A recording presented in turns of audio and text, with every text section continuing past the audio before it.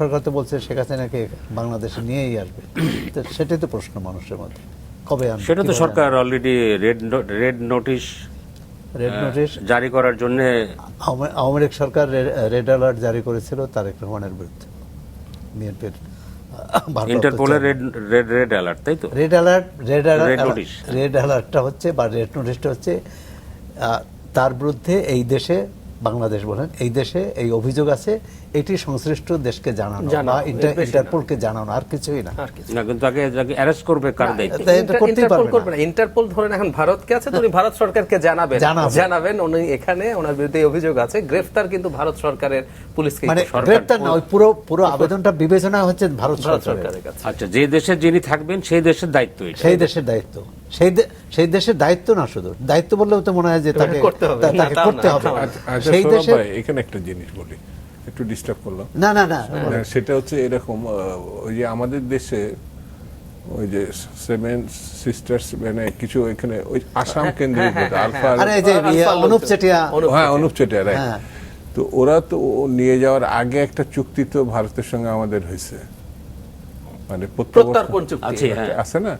তো ওই চুক্তি কি কভার করে নাকি নিয়ে আসা? এখানে আমি আবার শুনছি যে একটা রাজনৈতিক ব্যাপার আছে, যে সেই দেশ যদি মনে করে একদম এই চুক্তির পরেও দিবে কিনা। হ্যাঁ হ্যাঁ, এটা মানে ওই যে 16 সালে একটা অ্যামেন্ডমেন্ট হয়েছিল, সেখানে এটা যোগ করা হয়েছে যে কোনো রাজনৈতিক এবং উদ্দেশ্য এবং ন্যায় বিচার পাবে না এরকম আশঙ্কা যদি হয়, সো তাদের। আচ্ছা, ওই চুক্তিটা কিন্তু ওই কি বলে আসামের যে বিদ্রোহী তাদের জন্য না, ওটা হচ্ছে পরে, ওটা তাদেরকে সরানো, তাদেরকে কিন্তু ডিপোর্ট করা হয়েছে। হ্যাঁ, ডিপোর্ট করা হয়েছে যে বাংলাদেশের আইন শৃঙ্খলা রক্ষাকারী বাহিনী ওদের আইন শৃঙ্খলা রক্ষাকারী বাহিনীর কাছে হস্তান্তর, যে তার তো এখানে বৈধ কাগজপত্র নাই। আবার এক্ষেত্রেও আছে, অনুপ চেটিয়ার ক্ষেত্রে যেটা হয়েছিল, অনুপ চেটিয়া যখন তার জেলের মেয়াদ শেষ হয়েছে, এখানে যে অবৈধভাবে থাকার কারণে তার যে জেল হয়েছিল, শেষ হওয়ার পরে সম্ভবত নাজমুল হুদার যে মানবাধিকার সংস্থা, তার পক্ষ থেকে আবেদন করা হয়েছিল যে তিনি তার দেশে নিরাপদ হবেন, সুতরাং তাকে যাতে ডিপোর্ট না করা হয়। ওই আবেদনটা তাহলে কি আপনি যেটা বলছিলেন, দুদু ভাই যেটা জানতে চাচ্ছিলেন, আমারও কিউরিওসিটি, চুক্তিতে একটা আছে আমাদের দুই দেশের মধ্যে, তাহলে কি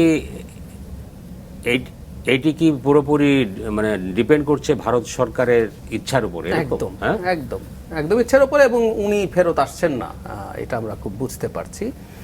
মানে চুক্তি আছে, সে আইনও দেখাতে পারবে, এবং আমরা একটু অপ্রিয় সত্য কথা যদি বলি, বাংলাদেশে ওনার ন্যায় বিচার হবে কিনা এই প্রশ্ন তোলার মতো কিছু গ্রাউন্ড আমাদের এখানে অলরেডি তৈরিও হয়েছে। আমি একটু যদি খুলেই বলি, সেটা হচ্ছে অনেক মানুষকে গ্রেফতার করা হয়েছে ইনডিসক্রিমিনেটলি হত্যা মামলা দিয়ে। এগুলোর বিরুদ্ধে কিন্তু একসময় আমরা কথা বলেছি, অনেক সাংবাদিক সহ।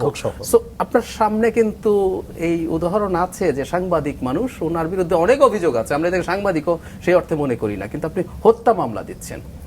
অনেক করাপ্ট অলিগার্সকে, ব্যবসায়ীকে ধরেছেন, তার বিরুদ্ধে ভয়ঙ্কর সব দুর্নীতির মামলা হতে পারে, কিন্তু না, গণহারে আপনি হত্যা মামলা দিচ্ছেন। সো এইরকম বা আরো কিছু তারা চাইলে দেখাতে পারবেন।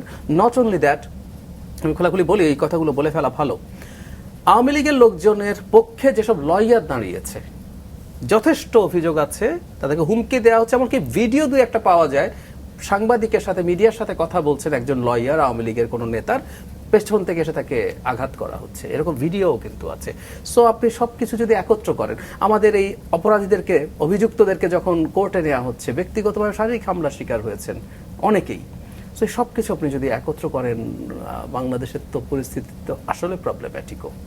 আর যদি এসব নাও হতো, এটা হচ্ছে, আমি এইটুকু বলে নিলাম, এই প্রসঙ্গে আমাদের সতর্ক হওয়া দরকার, নাও হতো আসলে ভারত ক্যান্ট অ্যাফোর্ড তারা, এবং ইন্ডিয়াতে কিন্তু অল পার্টি কনসেনসাস আছে। আমি একটা জিনিস আমার মনে পড়ে, মানে মোদী সরকার বাংলাদেশ প্রসঙ্গে যেভাবে ন্যারেটিভ তৈরি করছিল ইনিশিয়াল স্টেজে, কংগ্রেস পরে অলমোস্ট অ্যালাইন্ড, কিন্তু আমি একজন ব্যক্তিকে দেখেছি উনি প্রটেস্ট করছিলেন, শশী থারুর। উনি কিন্তু বিজেপির এই ওয়াইড স্প্রেড যে ডিসইনফরমেশনের বিরুদ্ধে কথা বলছিলেন। কিন্তু শেখ হাসিনা প্রসঙ্গে আমি দেখলাম শশী থারুরও বিজেপির সাথে ইজ ভেরি মাচ অ্যালাইন্ড, যে তাকে আসলে আশ্রয় দেওয়া ঠিক আছে এবং তাকে এখানে রাখতে হবে।